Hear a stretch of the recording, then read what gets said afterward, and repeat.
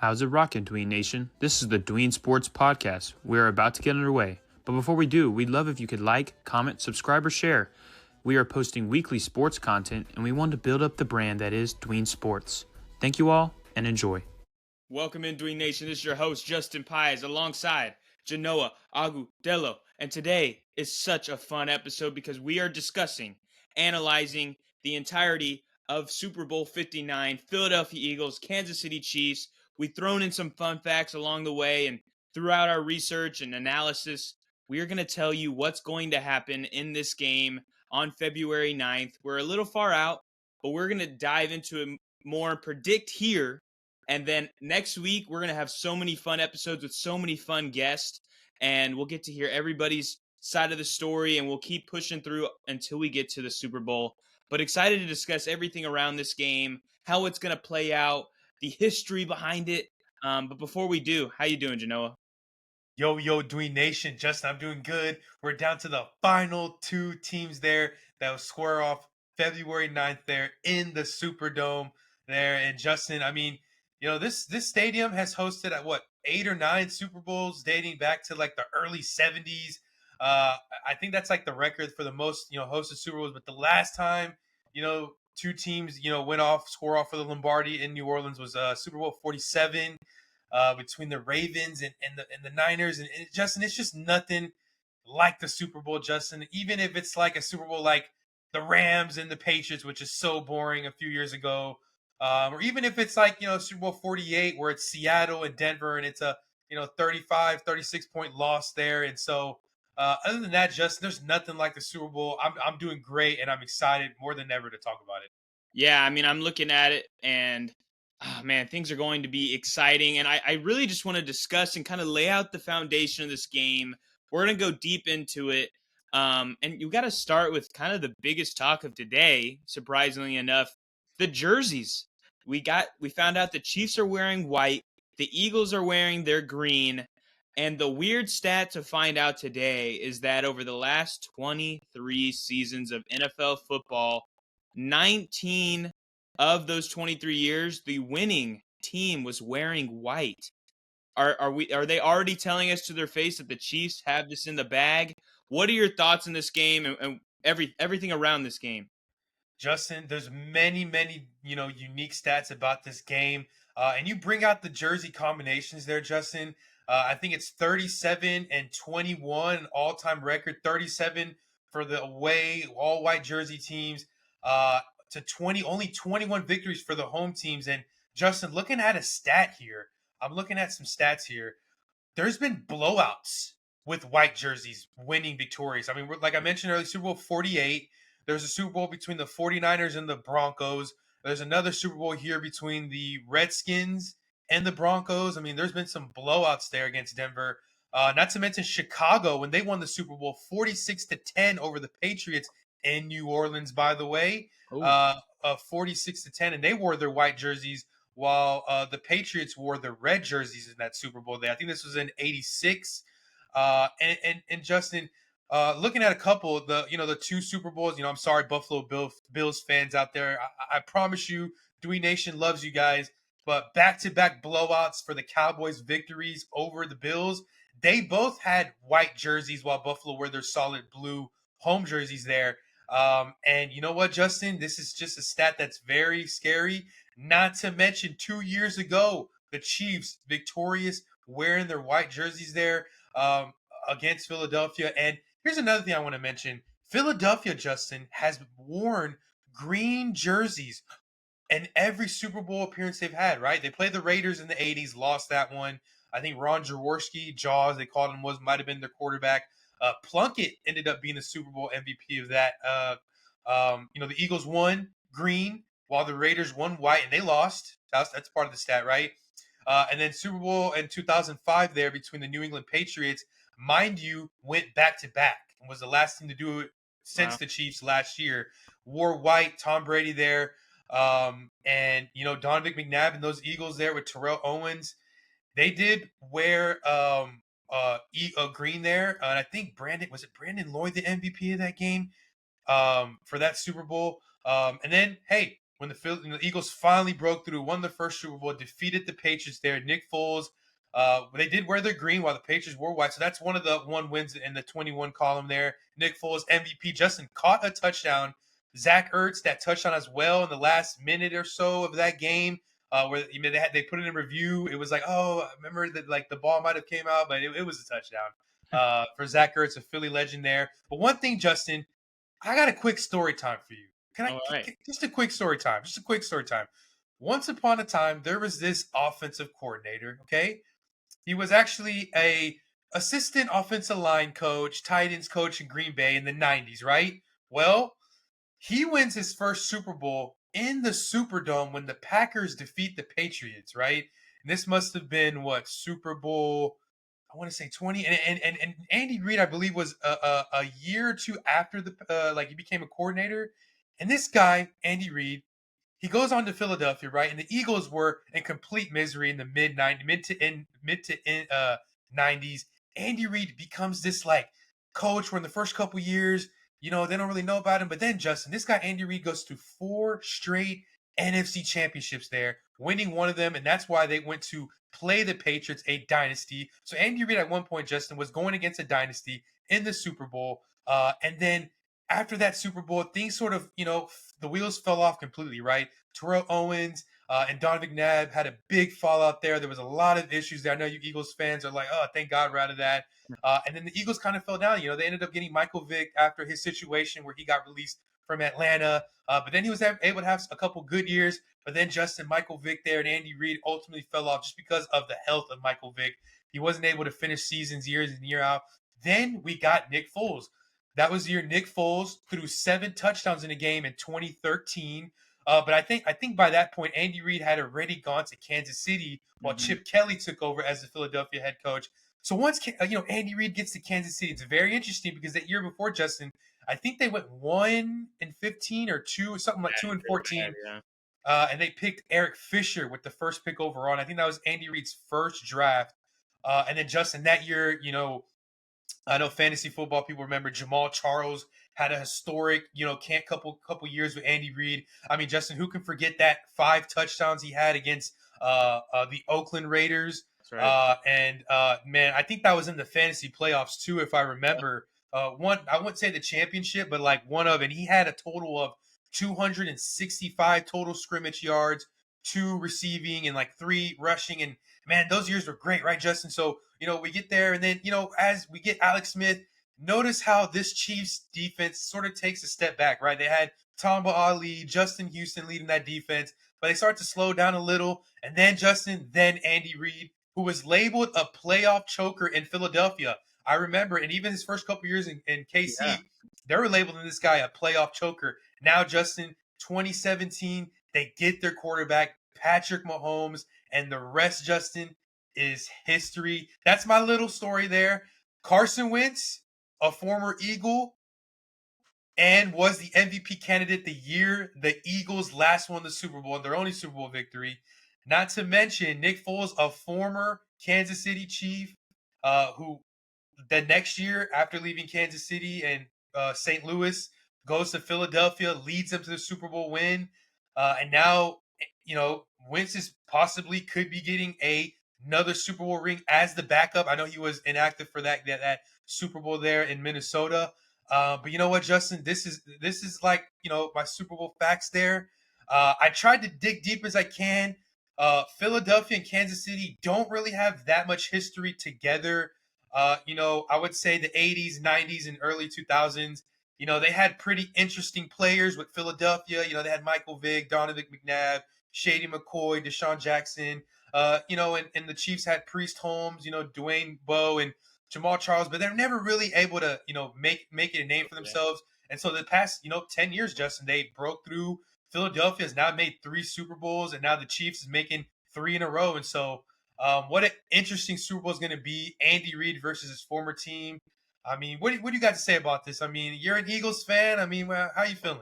Yeah, I mean, the days of Andy Reid as a Philadelphia Eagle were good days. I think Eagles fans, they were happy. They weren't, obviously, we didn't get the Super Bowl ring, so nobody was too happy. But it was good times. And you had Michael Vick and Donovan McNabb, and things were solid. but then you had to move on. It got stale. But that's when things really went down for Philadelphia. And it was some hard years with Chip Kelly and all these big mistakes where they trade away McCoy and they get rid of Nick Foles and Deshaun Jackson leaves for Washington. And then it was kind of low. But then Carson Wentz gets drafted and Doug Peterson is hired and things start going back. Yeah, Alshon Jeffrey was a big name from Chicago. And then we win. We get the glory of winning. And then it gets stale once again, and they move to Nick Sirianni. And I actually just saw his press conference when he had joined Philadelphia, and it was a bad press conference, stumbling over his words, and people are thinking, what was Philadelphia doing? But then things have just been so good for Nick Sirianni and this Eagles team.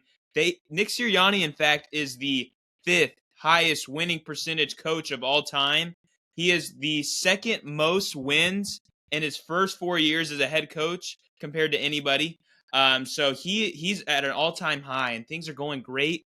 And I think this game, to dive into this game more, I just super excited at the possibility for Philadelphia to come in and punch Kansas City in the mouth right from the jump, as they did the New England Patriots back in the 2018 Super Bowl, where they got out to a really good lead, double-digit lead at halftime. So I think Philadelphia needs kind of that kind of game.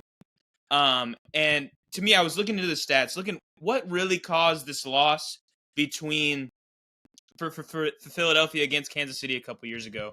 Well, one, they had that big Jalen Hurts turnover, fumble, touchdown, and everybody was like, that really turned the tide in this game. But looking at Philadelphia this season, and Jalen Hurts in particular, there have been way less turnovers for this team. In fact, Jalen Hurts hasn't had a fumble since Jalen Hurts hasn't had a turnover since December 15th last year, 2024. So that's well over a month.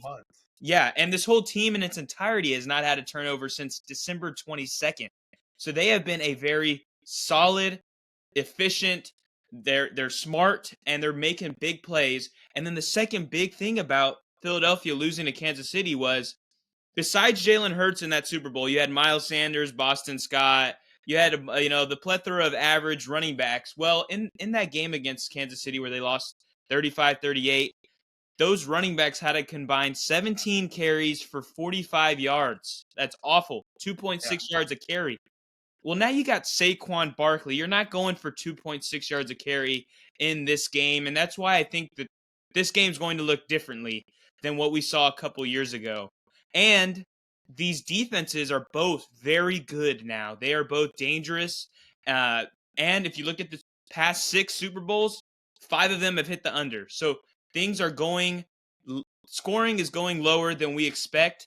And also the underdog has won 3 of the last 4 years. So there's a lot of numbers to me that are giving Philadelphia an advantage, that I think that things are going to look really well for them. And another thing, this Jalen Hurts, A.J. Brown duo, once that trade happened, we were all excited. Things were going up. Jalen Hurts and A.J. Brown, they have connected for 27 touchdowns together.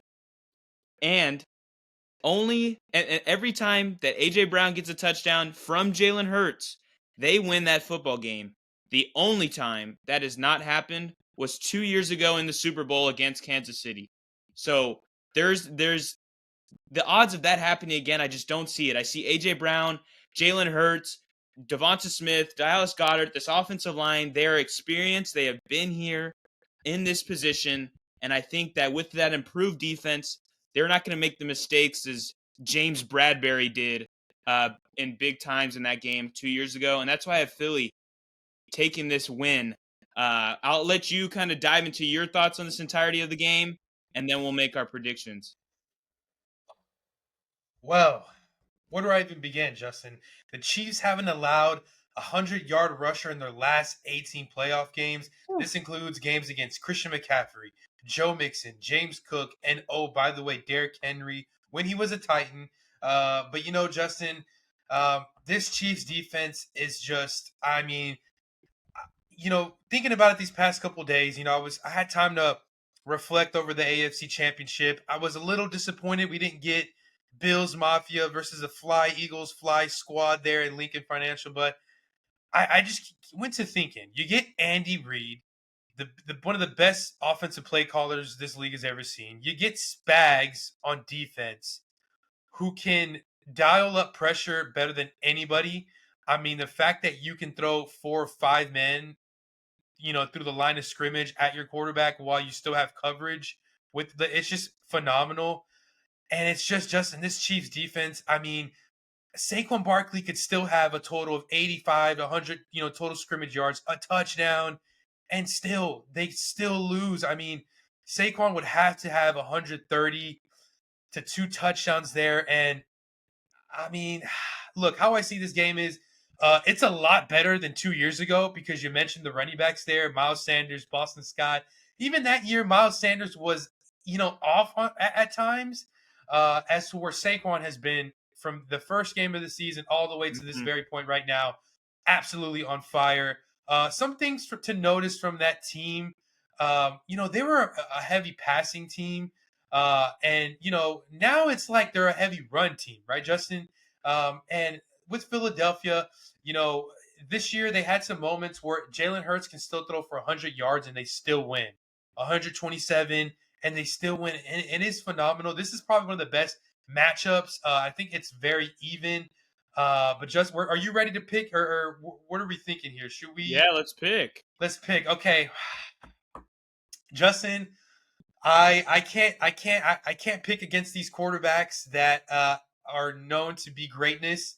This Chiefs dynasty is a dynasty. 3 makes a dynasty. 5 Super Bowl appearances. You got the tight end of all time. A top 2 tight end of all time, a top 2 head coach of all time, and a top 2 quarterback of all time. And Justin, you know what? I got to go with the Kansas City Chiefs here to complete the three-peat. I just think that with the targets they have there, you got Hollywood Brown, who's never been in a Super Bowl. Hopkins has never been in a Super Bowl. Kareem Hunt has never been in a Super Bowl. And so these players, they're going to be some of the X factors for Patrick Mahomes there. Not to mention, this could be the final game of Travis Kelce's, legendary career, Hall of Fame, no doubt. I mean, honestly, don't even wait 3 or 4 or 5 years. I mean, you can put him literally this August in Canton there because he is one of the greatest tight ends we'll ever see. Just the way he can run routes. And so, Justin, when you have a good defensive coordinator that can dial pressure, who has won 4 Super Bowls as a coordinator, who ended a dynasty at some point in his career, you got Andy Reid, who has been here now. He's got the franchise guy, and it's all down to the guy, Patrick Mahomes. He's the face of the league. He has beaten Josh Allen, Lamar Jackson's. He's beaten Jalen Hurts before. He's beaten Joe Burrow. He's beaten C.J. Stroud. I mean, Trevor Lawrence. I mean, he's beaten the Browns when they made the play. I mean, name what team Patrick Mahomes hasn't beaten yet outside of like the Lions and the Packers and the Vikings. But hey, they weren't good enough to meet him in the Super Bowl. So, it's just literally any other quarterback that you consider elite besides Tom Brady, who's now retired, Patrick Mahomes has defeated him. I'm going to go with the final score, 26-19. I'm tempted to pick a defensive player to win the MVP. I'm just going to keep it safe. Patrick Mahomes, 292 passing yards, but 300 total. I think he has about 35 rushing yards. Let's see, 26 points. That would equal 2 total touchdowns for Patrick Mahomes. I think he gets 1 passing.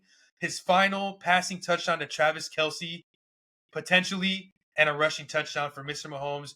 3rd straight Super Bowl MVP. I think Jalen Hurts plays good, but that defense, I think in the 3rd quarter and the 4th quarter specifically, Justin, will go 4 straight drives with stops. Maybe a field goal gets allowed there, but I think this defense in the late second half makes a push. Barkley is stopped. I mean, McCaffrey didn't do much last year's Super Bowl outside of that touchdown throw by Juwan Jennings.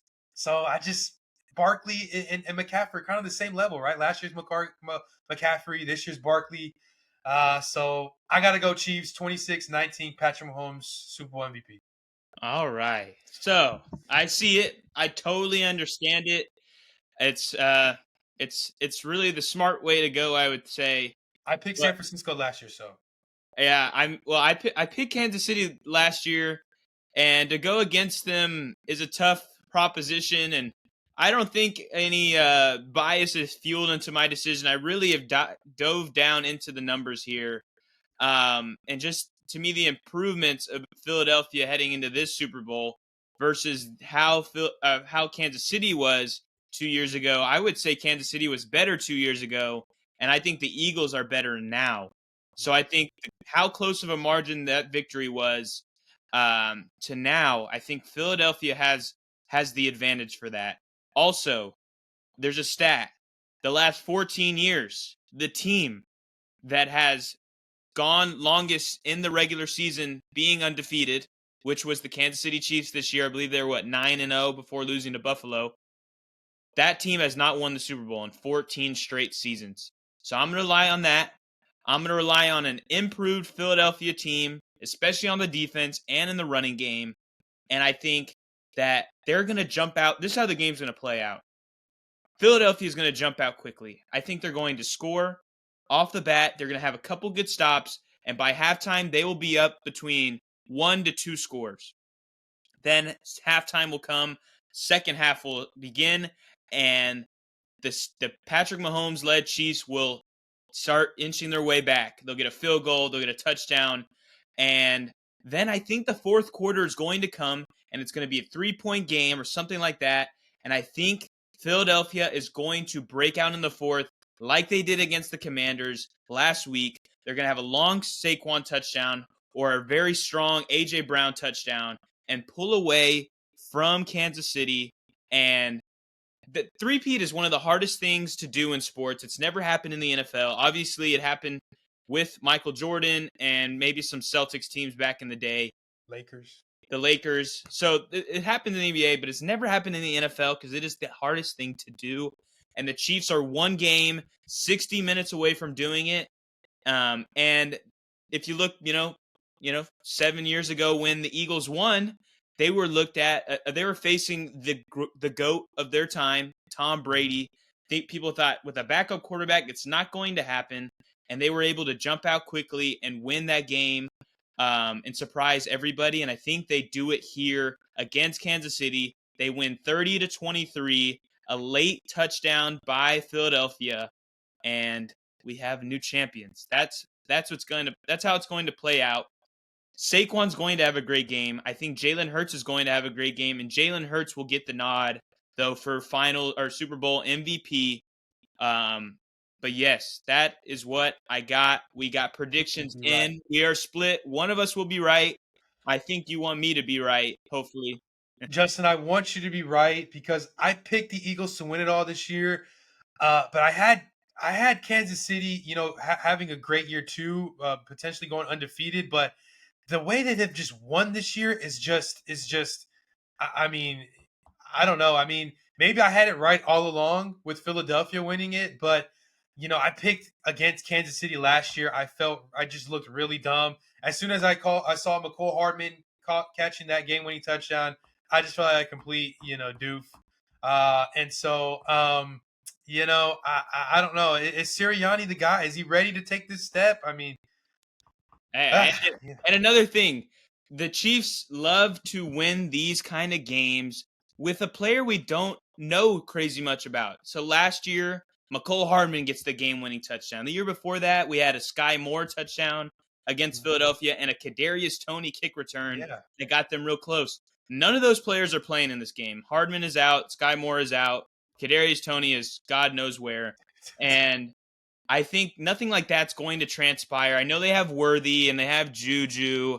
They have an older Kelsey. And plays will be made. I mean, we saw Zach Ertz go for 11 and 100 last week against Philadelphia. So Kelsey might be putting it all out on the line in his last game ever. I could see that. I just think Philadelphia is going to do it. And to not get political here, the last time the Eagles won a Super Bowl was right when Donald Trump was inaugurated. It was as of a month in, not even a month in, and and Philadelphia won the Super Bowl. The same thing is happening now as Trump is in office and Philadelphia finds themselves in a Super Bowl again.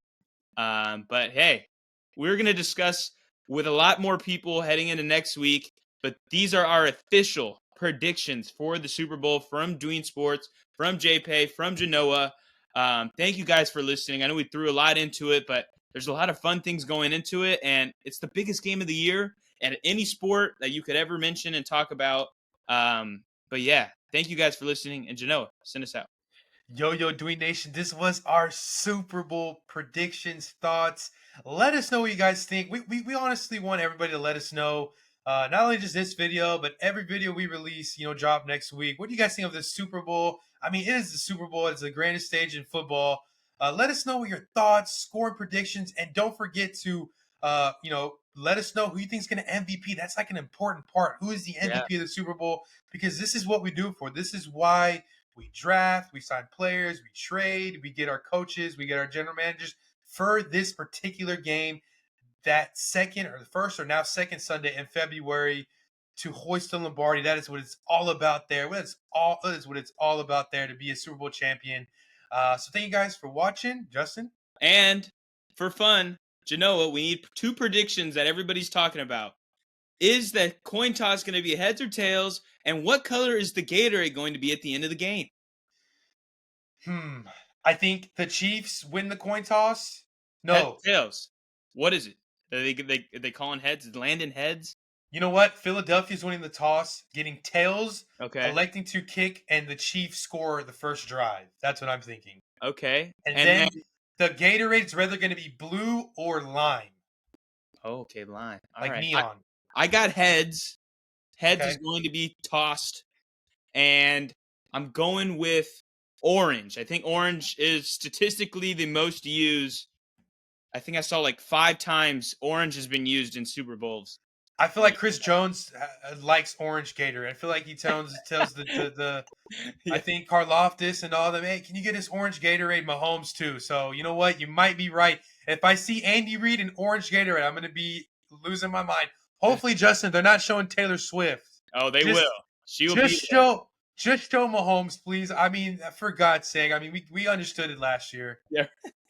But anyways, thank you, Dwayne Nation. And as Genoa says, as always, peace.